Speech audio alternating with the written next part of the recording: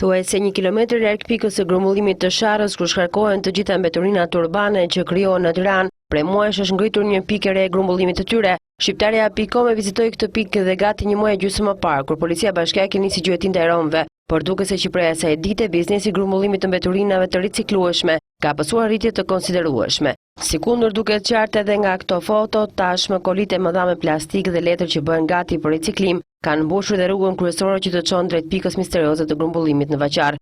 Pasi kjo prej grumbullimi është vetmja që merr direkt të gjitha mbetet që dalin nga Sharra. Banorët e komunitetit rom, por dhe ata që banojnë në këtë zonë tregojnë se gjatë të gjithë kohës shohin kamion që pasi mbushen me veturina të riciklueshme nga vend grumbullimi i Sharrës, dalin që aty dhe shkojnë të shkarkohen në pikën e re të grumbullimit, ku pasi ndahen sipas llojit, presohen lidhe me dengje të mëdha dhe bëhen gati për të dërguar në fabrikat e riciklimit. Duke bërë kështu që kjo të jetë vetmja pikë ku mblidhen veturinat e riciklueshme të gjithë Tiranës. Dhe këtu bëhet fjalë për një biznes fitimprues me miliona lekë. Ekspertët e fushës shpjegojnë se lënia në dorë vetëm të një biznesi të veturinave të riciklueshme, shpjegon fare qartë dhe gjuetinda e romëve, pasi bëhet fjalë për një fitim që arrin në 10 milion lekë të reja në muaj nga shitja e tyre. Ndërsa romët ishin bërë pengesë pasi ata i mblidhnin që në kazan dhe i çonin në pika të ndryshme. Ndërkohë që romët që punonin më parë, secili për llogaritë vet në vend grumbullimin e Sharrës kanë hequr dorë nga puna aty, pasi sipas tyre, pronari i ri që ka ardhur i paguar me një pagesë fikse 800 lekë në ditë, ndërsa ata më parë mund të nxirrin nga 2000 deri në 2500 lekë në ditë.